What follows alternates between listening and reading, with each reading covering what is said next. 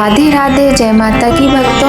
आप सभी का स्वागत करती हूँ स्पिरिचुअल ज्ञान साधना में और आप सभी से अनुरोध करती हूँ कि स्पिरिचुअल ज्ञान साधना को सब्सक्राइब कर लीजिए और बेल आइकन को प्रेस कर दीजिए ताकि आपको नई नई वीडियोस का नोटिफिकेशन। जय माता की राधे राधे भक्तों, कैसे हैं आप सभी लोग। आशा करते हैं सभी लोग बहुत अच्छे होंगे। बताने के लिए कमेंट में जय माता की राधे राधे अवश्य ही लिखिएगा। भक्तों, आज मौनी अमावस्या है। आप सभी को मौनी अमावस्या की हार्दिक शुभकामनाएं। मौनी अमावस्या का व्रत हर वर्ष माघ मास की अमावस्या तिथि को किया जाता है। आज मौनी अमावस्या है और अमावस्या हर महीने आती है, लेकिन इन अमावस्या तिथि में कुछ विशेष अमावस्याएं होती हैं, जैसे पितृपक्ष की अमावस्या होती है, सोमवती अमावस्या होती है और मौनी अमावस्या। और भक्तों, मौनी अमावस्या का व्रत करने से हमारे जीवन के अनेक कष्ट दूर होते हैं। धर्म ग्रंथों और शास्त्रों में इस अमावस्या का बड़ा ही महत्व बताया गया है।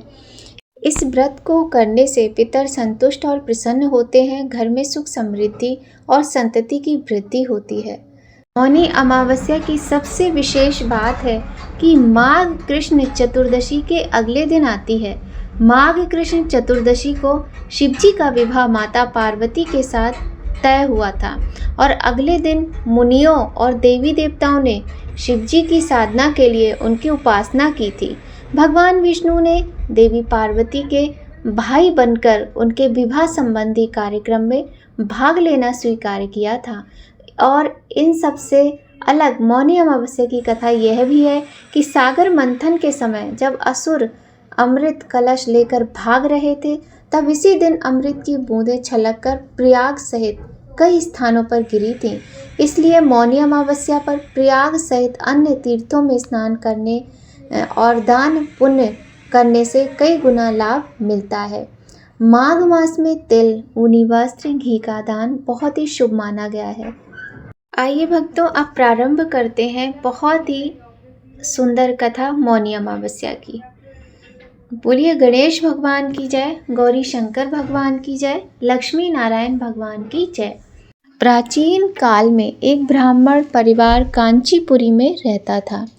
पति पत्नी दोनों ही धर्मात्मा थे और धर्म पूर्वक अपनी गृहस्थी चलाते थे। इनका नाम देव स्वामी था और इनकी पत्नी का नाम धनवती था। इनके 7 पुत्र और 1 पुत्री थी जिसका नाम गुणवती था। जब गुणवती सयानी हुई तो देव स्वामी से धनवती ने कहा कि पुत्री के विवाह के लिए अब घर और वर देखना चाहिए। ब्राह्मण ने अपने छोटे पुत्र को बहन गुणवती की कुंडली दी और कहा कि ज्योतिषी से इनकी कुंडली दिखवा लाओ, जिससे गुणवती के विवाह की बात आगे चले। ज्योतिषी को कन्या की कुंडली दिखाई गई और उसने बताया कि इस कन्या की कुंडली में अच्छा योग नहीं है। उन्होंने बताया कि विवाह होते ही कन्या विधवा हो जाएगी। ज्योतिषी की ये बात जब ब्राह्मण परिवार को मालूम हुई तो वह बहुत दुखी हो गया और इसका उपाय पूछा। ज्योतिषी ने बताया कि हे ब्राह्मण, सिंगल द्वीप में एक पतिव्रता स्त्री रहती हैं जिनका नाम है सोमा धोबिन। यदि कन्या की शादी से पहले सोमा धोबन आकर आपके घर में पूजन करें और अपना आशीर्वाद दे तो ये दोष दूर हो सकता है। यदि वह अपने पुण्य का फल आपकी पुत्री को दे दे तो आपकी पुत्री का विवाह होकर वह सुखी और संपन्न रहेगी। ब्राह्मण ने अपनी पुत्री गुणवती को अपने सबसे छोटे पुत्र के साथ सिंगल द्वीप भेज दिया। भाई बहन दोनों सागर किनारे पहुंचकर उसे पार करने के विषय में विचार करने लगे। जब समुद्र को पार करने का कोई रास्ता नहीं मिला तो दोनों भूखे प्यासे एक पीपल वृक्ष के नीचे आराम करने लगे। पेड़ पर घोंसले में एक गिद्ध का परिवार रहता था। उस समय घोंसले में सिर्फ गिद्ध के बच्चे थे। वे सुबह से भाई बहन की बातों और क्रियाकलापों को देख रहे थे।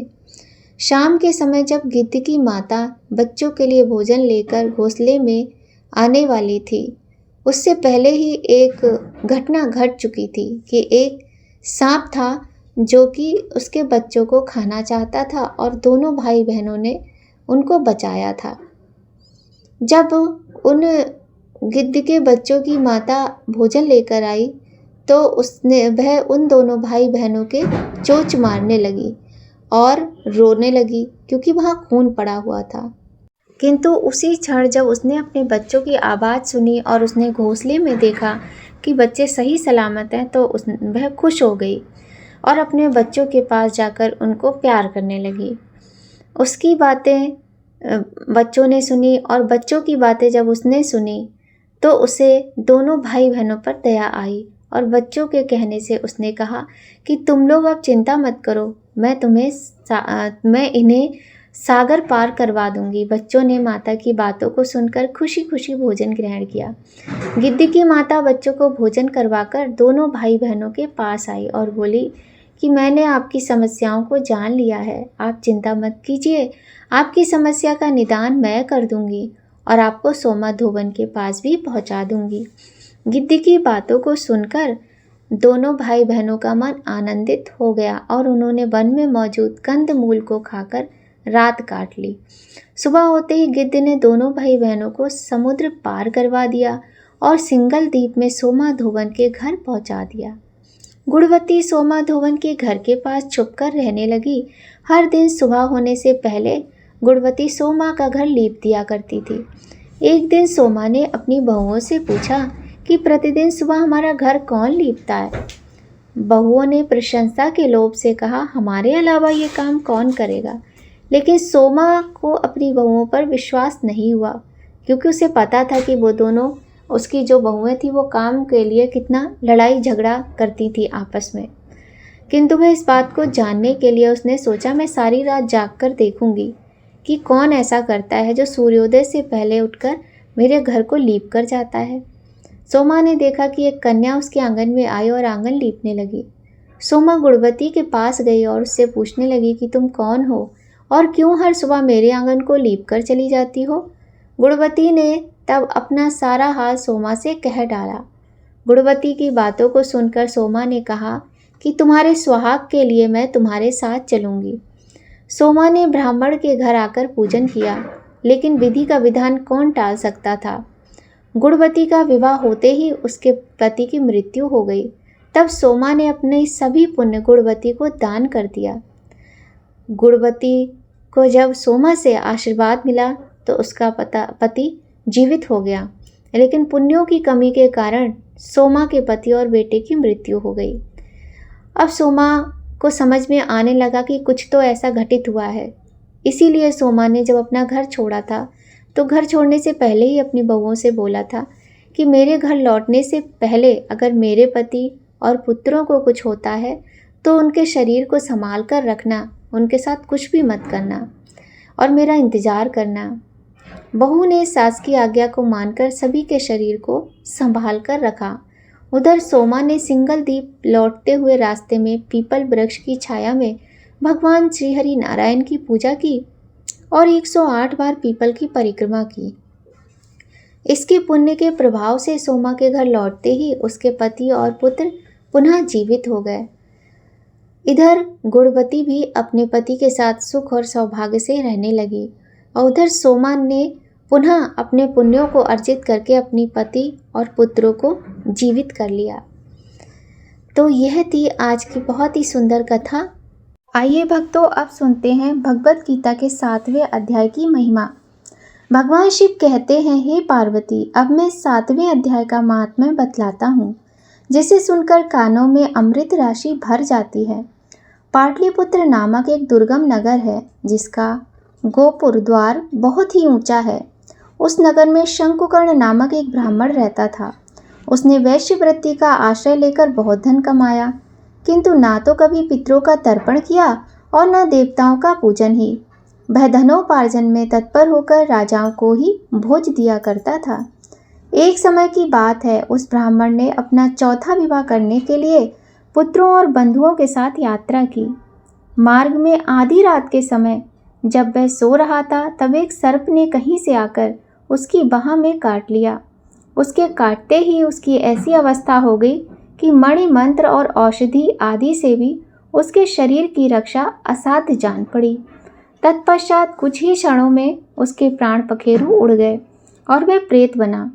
फिर बहुत समय के बाद वह प्रेत सर्प योनि में उत्पन्न हुआ। उसका वित्त धन की वासना में, उसका चित्त धन की वासना में बंधा था।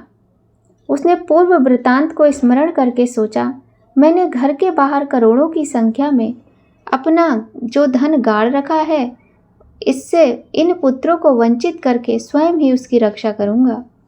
सांप की योनि से पीड़ित होकर पिता ने एक दिन स्वप्न में अपने पुत्रों के समक्ष आकर अपना मनोभाव बताया। तब उसके पुत्रों ने सवेरे उठकर बड़े विस्मय के साथ एक दूसरे से स्वप्न की बातें कहीं। उनमें से मंझला पुत्र कुदाल हाथ में लेकर घर से निकला और जहां उसके पिता सर्प योनि धारण करके रहते थे उस स्थान पर गया। यद्यपि उसे धन के स्थान का ठीक ठाक पता नहीं था, तो भी उसने चिन्हों से उसका ठीक निश्चय कर लिया और लो बुद्धि से वहां पहुंचकर वहां खोदना आरंभ कर दिया। तब उस बौबी से बड़ा खतरनाक सांप प्रकट हुआ और बोला, अरे मूढ़, तू कौन है? किस लिए आया है? ये विल क्यों खोद रहा है? किसने तुझे भेजा है? ये सारी बातें मेरे सामने बता। तो वह कहने लगा, मैं आपका पुत्र हूँ, मेरा नाम शिव है। मैं रात्रि में देखे हुए स्वप्न से विस्मित होकर यहाँ का सुवर्ण लेने के कौतूहल से आया हूँ। पुत्र की यह बाणी सुनकर वह सांप हंसता हुआ उच्च स्वर से इस प्रकार स्पष्ट वचन बोला, यदि तू मेरा पुत्र है तो मुझे शीघ्र ही बंधन से मुक्त कर। मैं अपने पूर्व जन्म के गाड़े हुए धन के लिए ही सर्प योनि में उत्पन्न हुआ हूँ। पुत्र कहने लगा, पिताजी, आपकी मुक्ति कैसे होगी? इसका उपाय मुझे बताइए, क्योंकि मैं इस रात में सब लोगों को छोड़कर आपके पास आया हूँ। पिता बोला, बेटा, गीता के अमृतमय सप्तम अध्याय को छोड़कर मुझे मुक्त करने में तीर्थ, दान, तप और यज्ञ भी सर्वथा समर्थ नहीं है। केवल गीता का 7वां अध्याय ही प्राणियों के जरा, मृत्यु आदि दुखों को दूर करने वाला है। पुत्र, मेरे श्राद्ध के दिन गीता के 7वें अध्याय का पाठ करने वाले ब्राह्मण को श्रद्धापूर्वक भोजन कराओ। इससे निसंदेह मेरी मुक्ति हो जाएगी। वत्स, अपनी शक्ति के अनुसार पूर्ण श्रद्धा के साथ निर्वसी और वेद विद्या में प्रवीण अन्य ब्राह्मणों को भी भोजन कराना। सर्प योनि में पड़े हुए पिता के ये वचन सुनकर सभी पुत्रों ने उसकी आज्ञा अनुसार तथा उससे भी अधिक किया। तब शंकुकर्ण ने अपने सर्प शरीर को त्याग कर दिव्य देह धारण किया और सारा धन पुत्रों के अधीन कर दिया। पिता ने करोड़ों की संख्या में जो धन उनमें बांट दिया था, उससे वे पुत्र बहुत प्रसन्न हुए। उनकी बुद्धि धर्म में लगी हुई थी, इसीलिए उन्होंने बावली, कुआं, पोखरा, यज्ञ तथा देव मंदिर के लिए उस धन का उपयोग किया और अन्नशाला भी बनवाई। तत्पश्चात 7वें अध्याय का सदा जप करते हुए उन्होंने मोक्ष प्राप्त किया। हे पार्वती, यह तुम्हें 7वें अध्याय का महात्म्य बतलाया, जिसके श्रवण मात्र से मानव सब पातकों से मुक्त हो जाता है। बोलिए गौरी शंकर भगवान की जय। भक्तों, आज की वीडियो आपको कैसी लगी? यदि थोड़ी भी अच्छी लगे तो वीडियो को लाइक करें। चैनल पर पहली बार आए हैं तो सब्सक्राइब जरूर कर लीजिएगा, बेल आइकन को प्रेस कर दीजिए ताकि आपको महत्वपूर्ण वीडियोस का नोटिफिकेशन सबसे मिले। जय माता की भक्तों, राधे राधे।